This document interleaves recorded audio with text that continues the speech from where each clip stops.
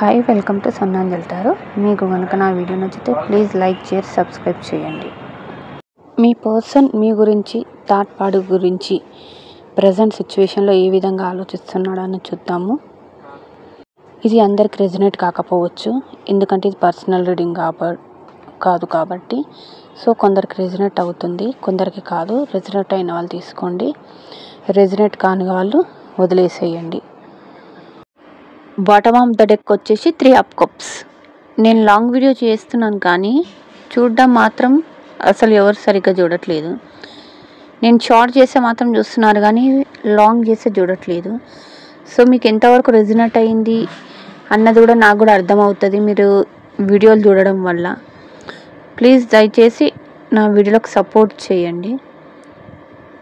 ఇప్పుడు చెప్పే రీడింగ్ అది పాజిటివ్గా రాని నెగిటివ్గా రాని ఏదొచ్చినా సరే మీరు దాన్ని యాక్సెప్ట్ చేసే కెపాసిటీ మీకు ఉండాలి. థర్డ్ పార్టీ సైడ్ వచ్చేసి క్వీన్ ఆఫ్ కప్స్ వచ్చింది. ప్రతి వీడియోలో నేను చెప్పేది ఒకటే, అది ఏమని అనుకోండి. ఏదైనా ఒక లిమిట్ దాటిస్తే మాత్రం అది మనకే హానికరం అనొచ్చు. ఒక పర్సన్ని ఇష్టపడడం ప్రేమించడం తప్పులేదు, కానీ దిగజారడం వల్ల వాళ్ళు కావాలి అని మనం అనడం వల్ల మరింత వాళ్ళ దృష్టిలో మనం చులకన అయిపోతాం. థర్డ్ పార్టీ దగ్గర మీ పర్సన్ ఎలా ఫీల్ అవుతున్నారో అక్కడ వాళ్ళ ఎనర్జీ ఏంటో చూద్దాం. High priestess, 5 of swords, queen of wands, 5 of cups, hermit, 7 of pentacles. Third party చాలా డేంజర్ అండ్ స్ట్రాంగ్ పర్సన్స్. ఇక మీ ఎనర్జీ చూద్దాం. 9 of fans, page of cups, 5 of cups. Bottom of the deck వచ్చేసి 3 of pentacles, page of cups, 3 of cups, 8 of cups. ఇక్కడ చూసి మొత్తం మీ దగ్గర మొత్తం 8 cups energy ఉంది. తీసిన 5 కార్డులలో కూడా కప్స్ వచ్చేసింది. ఇక్కడ చాలామంది మీరు కానీ మీ పర్సన్స్ కానీ కర్కాటక, వృశ్చిక, మీనరాశులు వాళ్ళు ఉన్నారండి. మ్యాక్సిమం వీళ్ళే కనబడుతున్నారు. కొద్ది మంది మాత్రమే మేషం, సింహం, ధనుసు రాశులు, మరి కొంతమంది వృషభ, కన్య, మకర రాశులు. కాకపోతే మ్యాక్సిమం ఇక్కడ కర్కాటక, వృశ్చిక, మీనరాశులు కనబడుతున్నాయి. ఇది మిగతా వాళ్ళకు రెజనేట్ కావా అంటే అవుతాయి, కానీ ఈ రాశులకు సంబంధించిన వాళ్ళకు 100% రెజనేట్ అవ్వచ్చు. థర్డ్ పర్సన్ ఎవరైతే ఉన్నారో చాలా తెలివిగల వాళ్ళు మీ పర్సన్ కూడా కంటే కూడా తెలివైన వాళ్ళు ఉండొచ్చు. వీళ్ళు మీ పర్సన్ కానీ తను కానీ ఒకరి దగ్గర ఒకరు సీక్రెట్స్ చాలా దాచిపెడుతున్నారు. సో ఏది తను ఓపెన్గా చెప్పలేదు.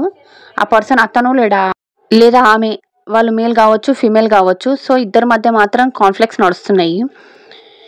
మీ పర్సన్ 100% ఎవరైతే ఉన్నారో చాలామంది మ్యారీడ్ పర్సన్స్ అండి. వీళ్ళు థర్డ్ పార్టీ సిచ్యువేషన్లో ఉన్నారు. సో వాళ్ళు తన వైఫ్ లేదా హస్బెండ్ అయ్యి ఉంటారు. వాళ్ళు ఒకరినొకరు కూడా చీట్ చేసుకుంటున్నారు, కానీ బయటికి మాత్రం కనబడట్లేదు. మీ పర్సన్ 100% మిమ్మల్ని చీట్ చేశారు. సో చీటింగ్ ఎనర్జీ మాత్రం కనబడుతుంది. అతను ఫీల్ కూడా అవుతున్నాడు, మిమ్మల్ని చీట్ చేసినందుకు చాలా బాధపడుతున్నాడు. ఇక్కడ క్వీన్ ఆఫ్ వ్యాండ్స్ కూడా కనబడుతుంది.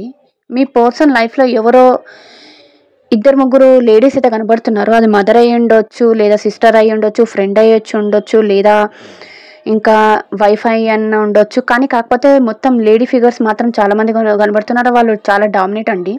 మీ పర్సన్ని వాళ్ళ కంట్రోల్లో తీసుకున్నారు. కొందరి విషయంలో మీ పర్సన్ మీద బ్లాక్ మ్యాజిక్ కూడా జరిగింది. సో ఇక్కడ బ్లాక్ మ్యాజిక్ ఎనర్జీ కూడా కనబడుతుంది. కొందరి విషయంలో మీ పర్సన్ థర్డ్ పార్టీ ఎవరైతే ఉన్నారో వాళ్ళిద్దరూ చిన్నప్పటి నుండి తెలిసిన వాళ్ళు అయ్యి ఉంటారు. అంటే వాళ్ళ కొలీగ్స్ కానీ, ఫ్రెండ్స్ కానీ, లేదా కాలేజ్ మేట్స్, ఇలా ఎవరైతే ఉన్నారో వాళ్ళని మ్యారేజ్ చేసుకున్నారు. సో ఇది ఎంతవరకు కరెక్ట్ అన్నది నాకు ప్లీజ్ మెసేజ్ చేయండి. వీళ్ళిద్దరి మధ్య పాస్ట్ లైఫ్ కనెక్షన్ ఉంది, అందుకని చెప్పి కర్మ సైకిల్ ఉంది వీళ్ళకు, అందుకనే వీళ్ళిద్దరు కలిశారు. మళ్ళీ మీ పర్సన్ అక్కడ ఏం సంతోషంగా లేడు. సో మిమ్మల్ని దలుచుకుంటూ, మీ జ్ఞాపకాలను దలుచుకుంటూ మీతో రీయూనియన్ కావాలి అని చెప్పేసి అనుక్షణం బాధపడుతుండు. ఇది మీరు నమ్మినా నమ్మకపోయినా నిజం. అక్క అంత బాధపడేవాడు మా దగ్గరికి రావచ్చు కదా అని మీరు అనొచ్చు. తను థర్డ్ పార్టీని పెట్టుకొని మీ దగ్గరికి రావాలంటే అది పాసిబుల్ కాదు. కొంచెం మీరు కూడా ఆలోచించండి, ఎందుకంటే అక్కడ స్ట్రాంగ్ థర్డ్ పార్టీ ఉంది. మీరు లవ్వింగ్ నేచర్ అనుకుంటారు కానీ అక్కడ మాత్రం ఉన్న పర్సన్ ఎవరైతే ఉన్నారో డామినేట్ పర్సన్. సో మీ పర్సన్ని కంట్రోల్లో పెట్టుకుంది. సో లేదా పెట్టుకుండు ఇద్దరిట్లో ఎవరైనా కావచ్చు. మీ పర్సన్ మీ దగ్గర రాకుండా ఆపుతుంది మాత్రం 100% థర్డ్ పార్టీ మాత్రమే. స్టార్టింగ్లో మీ పర్సన్ ఏమనుకున్నాడు, మదర్లీ నేచర్లో ఉంటుంది ఆ పర్సన్ అని చెప్పేసి తను భావించి అక్కడికి వెళ్ళాడు లేదా వెళ్ళింది. కాకపోతే అక్కడ ఉన్నది మాత్రం తను క్రూయల్ మైండ్ ఉన్న ఒక పర్సన్తో ఉన్నాడు ప్రజెంట్. ఇక్కడ మీ దగ్గరకు వద్దాం. ఇప్పుడు తను అక్కడ థర్డ్ పార్టీ సిచ్యువేషన్లో ఏం సంతోషంగా లేడు. మీ విషయంలో చాలా తప్పు చేశాను అని చాలా రిగ్రెట్ అవుతున్నారు. డివైన్ నాకు ఇచ్చిన అవకాశం ఏదైతే ఉందో అది నేను వదులుకున్నా అని చెప్పేసి తను ఇంకా బాధపడుతుండు. ఎమోషనల్ డిప్రెషన్లో ఉన్నాడు. తను జరిగిన గతం గురించి తలుచుకుంటుండు కాబట్టి మీతో ఇంకో యాక్షన్ తీసుకోవచ్చు అన్నది మాత్రం అతను మర్చిపోతున్నాడు. Page of cups. కొందరి విషయంలో మీ పర్సన్ మీకంటే చిన్నవాళ్ళ కనబడుతున్నారు లేదా చిన్నది, లేదా మెచ్యూరిటీ మైండ్ మెచ్యూరిటీ అంత లేని పర్సన్ అని చెప్పవచ్చు. మీ పర్సన్ మాత్రం మీకు హార్ట్ టు హార్ట్ కన్వర్సేషన్ చేయాలి అనుకుంటున్నారు. ఇద్దరి మధ్య ఏమైనా గొడవలు ఉంటే కనుక కాల్ లేదా మెసేజ్ చేసి దాన్ని రీకన్సిలేషన్ చేద్దాము, సారీ చెప్దాము, ఒక న్యూ ఆఫర్ మీకు ఇద్దామని చెప్పేసి ఎదురు చూస్తున్నారు.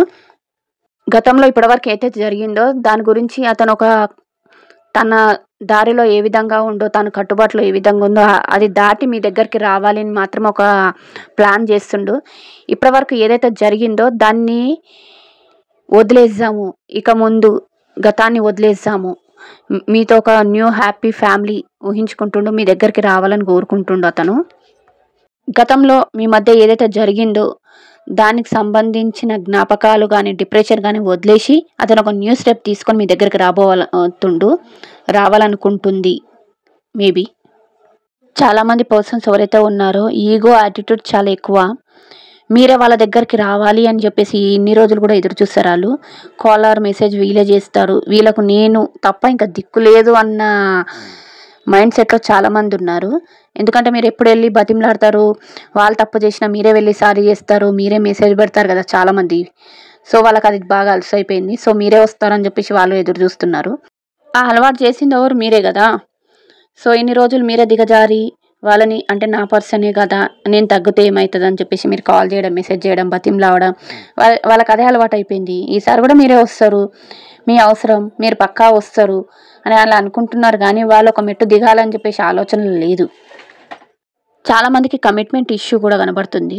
సో మీరు మ్యారేజ్ కానీ ఎంగేజ్మెంట్ కానీ లేదా ఇంకా ఎలాంటి కమిట్మెంట్ కోరి ఉంటారు, వాళ్ళు కమిట్మెంట్ ఇవ్వడానికి మాత్రం రెడీగా లేరు. ఇక్కడ కమిట్మెంట్ ఇష్యూ కూడా కనబడుతుంది.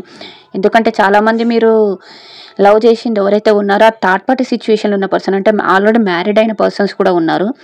సో వాళ్ళు మీకు కమిట్మెంట్ ఇవ్వాలంటే కూడా ఇష్యూ ఉంది. అందుకని చెప్పేసి ఇక్కడ చాలామంది కమిట్మెంట్ ఇష్యూతో కూడా దూరమైన వాళ్ళు చాలామంది ఉన్నారు. కాకపోతే మీ పర్సన్ ఎవరైతే ఉన్నారో గతంలో మీరు కొన్ని ఎంజాయ్మెంట్ చేస్తుంటారో, అంటే ఏదైనా పార్టీలకు, పబ్లకు లేదా ఏదైనా ఇంకెక్కడైనా అకేషన్స్కి వెళ్ళేసి ఎంజాయ్ చేసి ఉంటారు. సో అదే గుర్తు చేసుకొని తిరిగి అలాగే ఉండాలి, మీతో కలిసి ఉండాలి అని చెప్పేసి ఆలోచిస్తున్నారు వాళ్ళు. గతంలో మీరైతే ఎలాగైతే హ్యాపీగా ఉన్నారో అలాగే ఉండాలి, లేదా మేబీ ఇక ముందు మేము కలుసుకొని ఉండాలి, సంతోషంగా ఉండాలి, మీతో ఒక పీస్ఫుల్ లైఫ్ ఉండాలి అని చెప్పేసి వాళ్ళు అనుకుంటున్నారు. ఏదైనా ఒక స్టెప్ అయితే చేయాలనుకుంటున్నారు. కొందరు పర్సన్స్ అయితే ఈగో వాళ్ళ యాటిట్యూడ్ పక్కన పెట్టి మీ దగ్గరికి రాబోతున్నారు. అది కొంతమందికి రెజనేట్ అవుతుంది, ఎందుకంటే ఇది పర్సనల్ రీడింగ్ కాదు కాబట్టి కొందరికి మాత్రమే రెజనేట్ అవుతుంది. రెజనేట్ అయిన వాళ్ళు తీసుకోండి, లేదన్న వాళ్ళు వదిలేయండి. సో మీ పర్సన్ అయితే అక్కడ థర్డ్ పార్టీలో సంతోషంగా లేరు, మీతోనే సంతోషం కోరుకుంటున్నారు. ఇది మీకు మీ థర్డ్ పార్టీకి మధ్య మీ పర్సన్ ఆలోచిస్తున్నారు. కొన్ని లవ్ మెసేజ్ కూడా చూద్దాం ఇప్పుడు. సో మీ పర్సన్ మీ గురించి ఎలా ఫీల్ అవుతున్నారన్నది తీస్తున్నాను, నేను థర్డ్ పార్టీ తీయట్లేదు. ఓన్లీ మీ గురించి ఏ విధంగా ఫీల్ అవుతున్నారన్నది చూద్దాం మనము. ప్రేమించడం గొప్ప కాదు, కానీ అర్థం చేసుకోవడం గొప్ప. ఇన్ని రోజులకు వాళ్ళు తెలిసి వచ్చింది. మీరు వాళ్ళని లవ్ చేసి వాళ్ళని అర్థం చేసుకున్నారు, వాళ్ళు ఓన్లీ లవ్ చేశారు. సో మీరు ఇప్పుడు అవాయిడ్ చేసి పక్కకు ఉండడం వల్ల వాళ్ళకి అర్థం అవుతుంది లవ్ చేయడం గొప్ప కాదు, అర్థం కూడా చేసుకోవాలని చెప్పేసి. ఇక్కడ 2 మెసేజ్ వచ్చాయి. నేను నీతో మాట్లాడనంత మాత్రాన నిన్ను మర్చిపోయాను అనుకుంటున్నావా? సో మీరు అలా అనుకుంటున్నాను, ఎందుకంటే చాలామంది నో కాంటాక్ట్ సిచ్యువేషన్లో ఉంటారు. నేను ఉన్న సిచ్యువేషన్లో డెసిషన్ తీసుకోలేను, ఇది క్లారిటీగా మీకు కనబడకపోవచ్చు. సో నేను చదువుతున్నా. సో తను థర్డ్ పార్టీ సిచ్యువేషన్లో ఉండు కదా, అందుకని నేను డెసిషన్ తీసుకోలేకపోతున్నాను అంటున్నాడు. నీ దగ్గరికి రావాలని, చూడాలని, మాట్లాడాలని ఉంది. కానీ భయం వేస్తుంది. ఎందుకంటే వాళ్ళు ఆల్రెడీ మిమ్మల్ని మోసం చేసి వెళ్ళి థర్డ్ పార్టీ సిచ్యువేషన్‌లో మ్యారేజ్ అయ్యి ఉంటది. లేదంటే ఏదో విధంగా మిమ్మల్ని మోసం చేశాడు. అందుకే భయపడుతున్నారు ఆళ్ళు. నేను చాలా బాధ పెట్టానని నాకు తెలుసు. సో, వదిలేసాడు కదా! ఈ ప్రపంచం నా గురించి ఏమనుకున్నా పర్వాలేదు. ఇక మీదట నువ్వే నా ప్రపంచం. అంటే తను ఆల్రెడీ మ్యారీడ్ అయ్యి ఉంటే గనక స్టెప్పేసియ్యాలి. ఒక స్టెప్ తీసుకోవాలి మీతో అని చెప్పేసి ఆలోచిస్తున్నాడు. అందుకని ఎవరు ఏమనుకున్నా పర్లేదు. సొసైటీ గురించి చాలామంది ఆలోచించుంటారు.